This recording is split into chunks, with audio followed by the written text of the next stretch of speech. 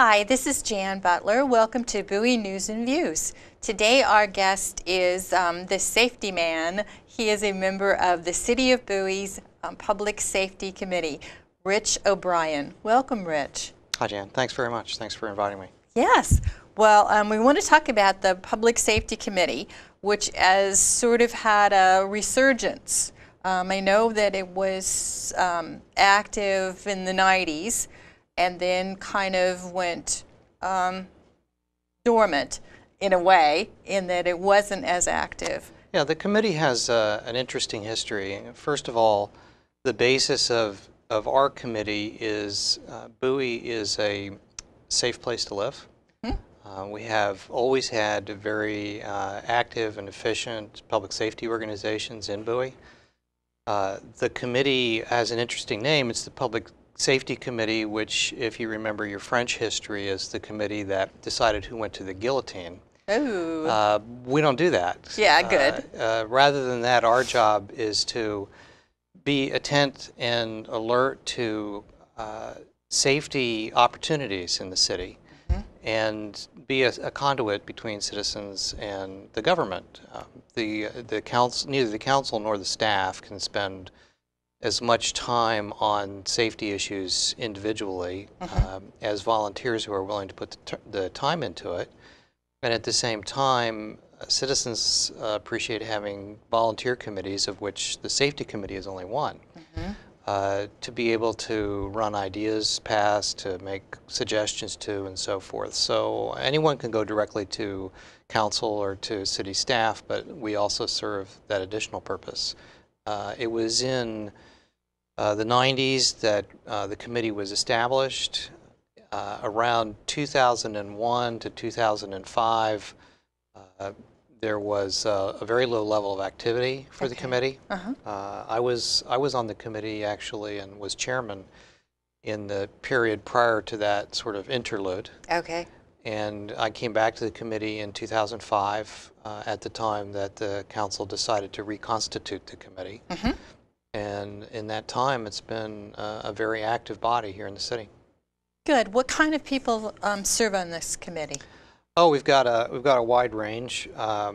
We've got people who have no professional public safety background, but have always had a strong interest in it. In my case, my interest comes from the fact that, one, I have some family who are in law enforcement. Secondly, ever since I moved my family to Bowie years ago, I've been very interested in making sure that the city stays the kind of safe place that I want to raise my family in, and thankfully it has. We've got people who are involved in state government, federal government. We've got a retired law enforcement official from Secret Service on the committee, uniformed Secret Service. So a lot of what you and I know as sort of the normal police work, as opposed to jogging next to the president's limo. Yes. We have folks with expertise in various areas, such as dangerous products when they're transported. Legislation and how you get legislation through, bookkeeping, finance, accounting. So over time, you have a lot of talents and skills that come through the committee, and again, not unique to the Public Safety Committee. This pollination of people that come through as volunteers in city committees, whether it's art or education or the finance or any of the other numerous volunteer committees, they bring a lot to them from their own lives. Yes, that's excellent. They're able to use those as resources. That's right. Great. It said in the on the website, on the city website, that the mission was basically to identify and examine Bowie's public safety issues, and it named them, being the emergency preparedness, the fire and EMS, and police services. My understanding was that the emergency preparedness has actually been sort of given a jump start or a revision that's actually made it much more valuable. Can you tell us a little bit about that? Yeah, in fact, it was even before 9/11 Okay. that the Public Safety Committee looked at the question of the city's preparedness for disaster response and handling large emergencies. The problem wasn't that there was any apparent disarray or obvious issue that had to be solved. It was more a question of, are we ready? Okay.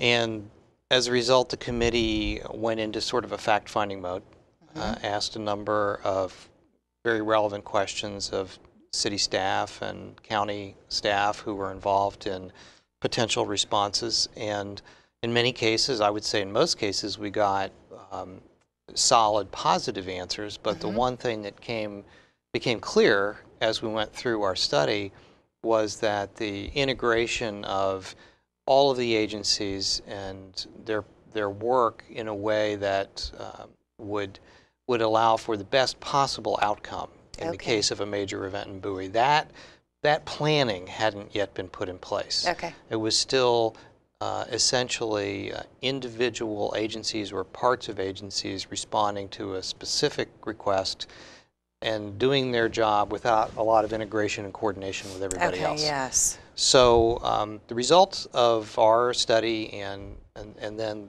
the subsequent recommendations to the city were that Al Creveling, who was at that time the public safety officer, still around, got some additional resources to put into emergency preparedness and disaster response.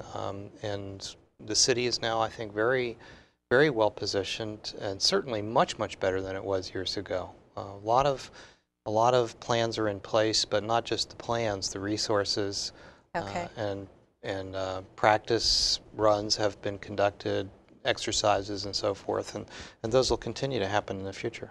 Oh, excellent. So it's much more integrated. That's right, and I think the people who live in Bowie will really benefit. They have already.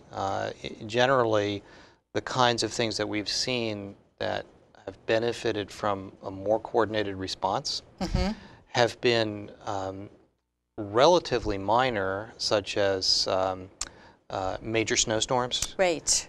such as the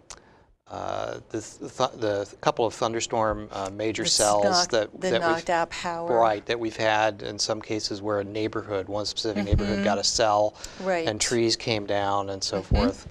But even though that wasn't major and, it wasn't a National Guard level issue, it gives you a piece of how that is going to you could see that react. the integration was there and people were working with each other. Oh, excellent. Yes. Well, it also said on the website that Chief Neske is the staff liaison to the committee. So I'm sure that you get, inside information on what the police force is up to. Well, the inside information is really more a matter of frequent information because we meet together. We're not privy to any information that would be considered confidential police information or actually law enforcement sensitive information. Okay. But what we do get is a lot of back and forth and a lot of discussion in order to help educate us and allow us to ask what we think are helpful questions and make suggestions that may or may not be helpful. Okay, yes. But that's what we try to do. One of the areas that we try to stay on top of continuously is speed and traffic related issues in the city. And the chief has always been very receptive to our discussion in that regard. And even before that, the committee was active in discussions and proposals to the council on traffic calming and speed enforcement and those kinds of things. And we continue to do that. And somebody has to continually keep that issue alive, because it's too much to expect that the council would spend its time on that continuously. Right. Now, what are some of the techniques that that the police and the committee think regarding traffic calming down have been most effective? Well, most recently, the committee has been a major supporter of the stationary or semi-permanent speed information signs. Now, you know we've had the trailers for a long time. Right. The trailers move around, but they have to be parked on the street or just off the street. Right. There are several locations in town now where you will have seen, not so far from here, Right. for example, Definitely, yes. a mounted speed information sign. And one of the questions going into that was, would that have a long-term deterrent effect? Would people pay attention to it, or would they become sort of numb to that as background information? Right. Yeah. And our committee members looked into it, and all of the data that we could find showed that they are relatively useful for a fairly long amount of time. Okay. Even stationary. Okay. As long as there is not a lot of other information competing for your attention. Oh, okay. So if it's for example, if it's a street where the sign is mounted and there are not other traffic control devices, and there aren't, of course, not an issue in a Bowie residential area, but signs and places where businesses, where you can turn into a business and that kind of thing. Okay. No, in cases where they're fairly much the most isolated single information source, they tend to be very powerful for quite a long time, and we support that. Well, good. Yeah. Okay, that's great. So, does your committee have any vacancies? We have one vacancy. Okay, and you would go on the website to apply? I'm not sure whether the invitation to apply is posted yet. Okay. Anyone who's interested can definitely send the fact that they are interested, send it in an email to the city manager. All right. Who would handle it from that point on. Sure. But I'm not sure whether the council has opened yet for to solicit and entertain candidates, but I think an expression of interest would always be welcome. Okay. It said something, again, on the website about the committee being, well, at least geared initially for 9 members. Is that how many you have? Do you have 8 or? How many do we have now? It's a smaller number. I can't remember the exact number right now. All right. You got me on no, that's one okay. that I don't walk around with that number in my head. So, but we have basically, the one are there vacancy. subcommittees of your committee that handle?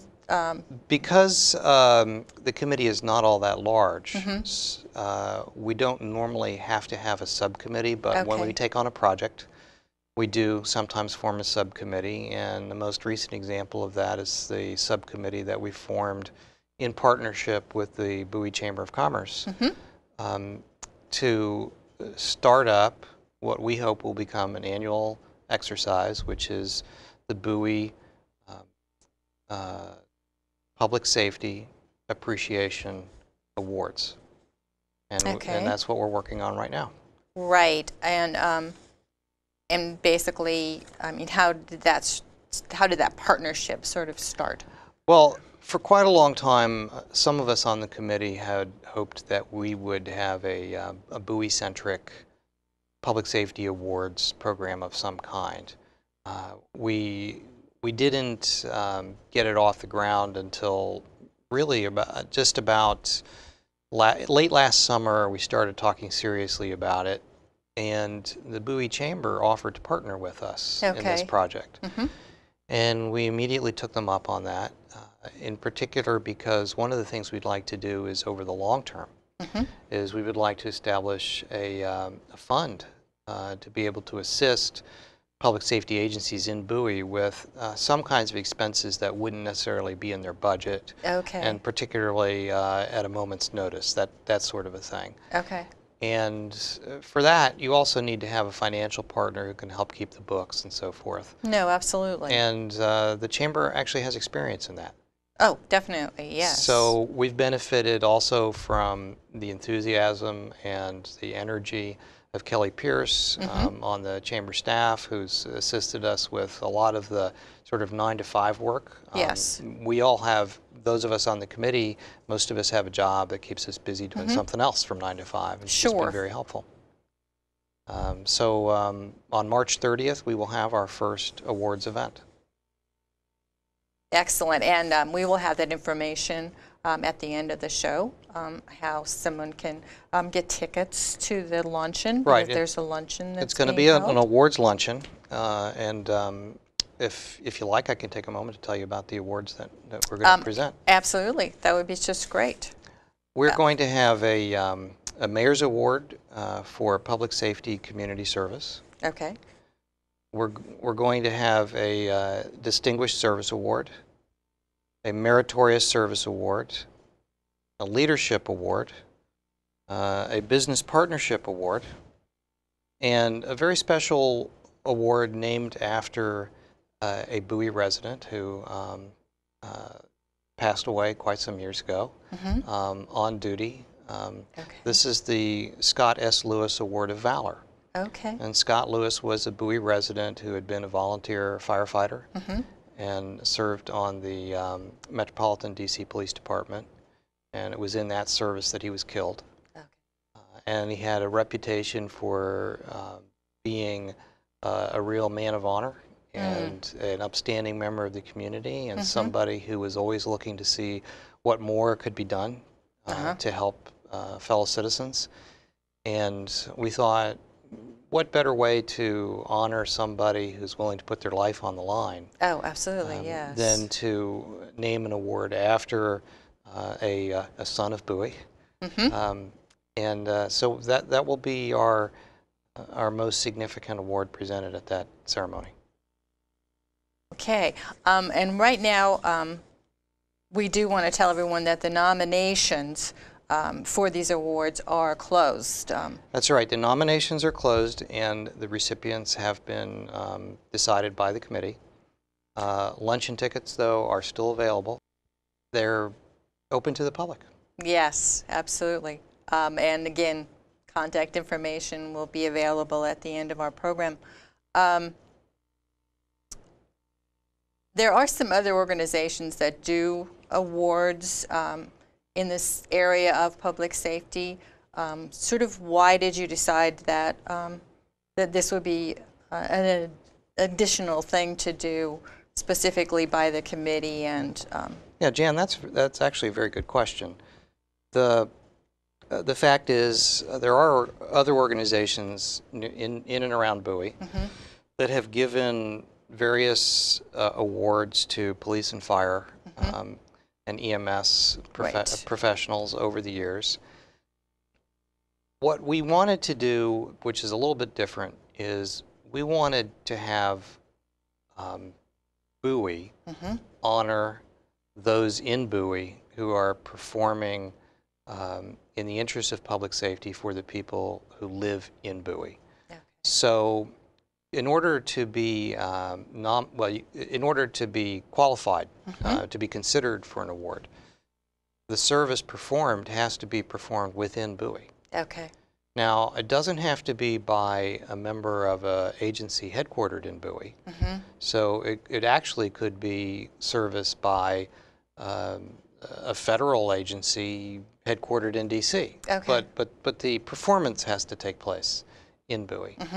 And then the second thing that I think makes it unique, and the other awards don't have this particular aspect to it, is our nominations are solicited from the public.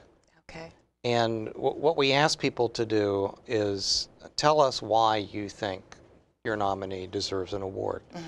It is generally the way it's done in other cities, is the nominations come from the leadership of the public safety organizations or colleagues as well. Okay. But it's limited to from inside the agencies. And so we've opened it up to the public. To the public. And some of the people who are getting awards are getting them only because members of the public decided that they were deserving. Okay, and is there an aspect that involves citizens receiving an award that are not necessarily professional? Yeah, in fact, in the category, the Mayor's Award for Public Safety Community Service, we have recipients who are not volunteers to be on the Public Safety Committee. Okay. They're not professional public safety um, civil servants or volunteers. Mm-hmm. They just took it upon themselves to do something that they thought was important and helpful to our community to help improve the safety of the people who live here. And they even chose to do it in a way that where they didn't even join an organization. They just said, we're here, we're going to do this, it needs to be done. We're going to step up and do it. And oh, that's excellent. That's the spirit of volunteerism. Oh, definitely. That's so part of what makes Bowie what it is. Absolutely. So that, that sounds great. And no one knows ahead of this luncheon on who is going to receive the award. Is that correct? The awardees know. They do. Okay, yeah. So that they're able to invite right, and the friends people who and nominated family. them know that their nomination ended up with the people getting an award. But we're trying to otherwise not announce it in order that there be a certain sense of surprise at the award ceremony. Yes.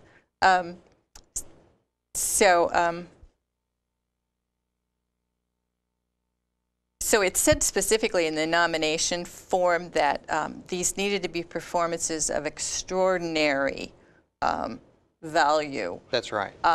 Can you kind of give our audience, without revealing who might be winning an award, sure. some of your examples? Yeah, that you I think got? extraordinary falls into two categories. One is the kind of performance that is sustained where you can tell that the individual consistently every day comes in and gives you 110%. Mm-hmm. And all of us who've worked for a living for our adult lives Mm-hmm. know that you can get by on less than that in your daily performance. Sure. And you can get by and not get fired by doing less than that. But when you have somebody who really throws themselves into it and they are doing everything possible and then some every day, all day, while they're out there doing something to help keep your life and my life safe while we're here in our city, those are the kind of people whose performance is extraordinary. That's the sort of sustained category. Yes. Then you have the other category where somebody made a decision that they didn't have to make. Okay. And again, it's, of course, the consequences are much greater in a job where you're in a position to save somebody's life. But the risk higher. But the risks are higher. But we all know that in every job, there are opportunities to avoid doing the hardest thing. Sure. And nobody really knows but you that you avoided it. Then there are individuals who, for them, that is never a consideration. Okay. When the hard thing needs to be done and a life needs to be saved, they just step up and do it, and they put themselves in harm's way. And in many cases, these are the stories of our police, fire, and EMS who meet tragic ends. But happily, this is not a story that we've had to talk about in Bowie for a very long time.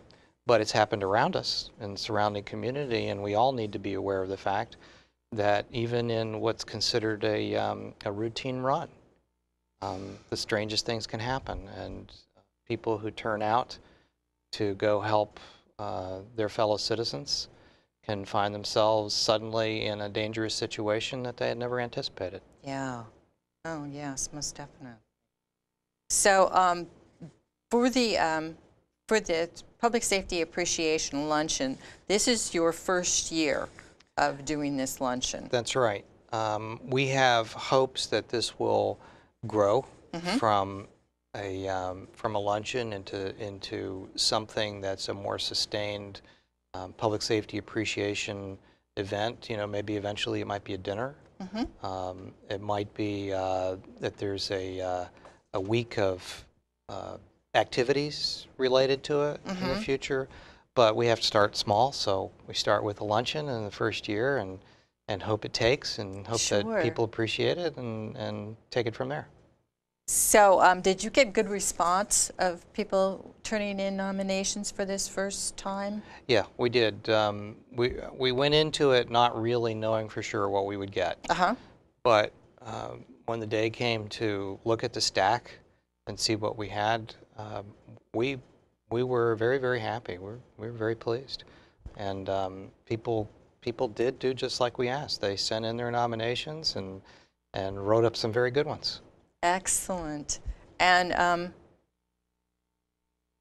promotion and marketing, was always a big thing for events. Certainly the chamber would be, advantageous in giving you Right. ideas with that, and certainly sending out their emails and that sort of thing that they do, because they have a nice That's right. member base That's right. to go from. But did you also get, Sally Jones just writing in on her own without being involved with an organization, or did most of them come from organizations? Well, it's interesting. We had a homeowners association send in a nomination. Not a nomination, but just a contribution from one person in my neighborhood who just knew what we were doing. And she said, I want to send in a check. Tell me where to send it. Great. As far as getting the word out, Kelly has been indispensable, but on our committee, on our joint committee for the project, we have a one-man army. His name is Bill Healy. Okay. And Bill has been spending hours and hours and hours out there beating the pavement, going from business to business, inviting people to participate, asking for their nominations, asking them for their support for the work of this joint committee. And I think if he hadn't put all the hours into it that he had, we wouldn't be where we are. You wouldn't be getting the response that you had. That's correct. Yeah. Well, good. We certainly want to support this. Again, let me state that this will be Friday, March the 30th. That's right. It'll be 11:30 to 1:30 p.m. at the Comfort Inn and Conference Center. Right. And it is the first annual Bowie Public Safety Appreciation Luncheon. That's right. And I should also mention that we really hope that public safety professionals will find time themselves to show up and come to it. We would love to see them there. And again, by looking at the Chamber's website and looking at this information, they will discover that they will be getting a reduced rate.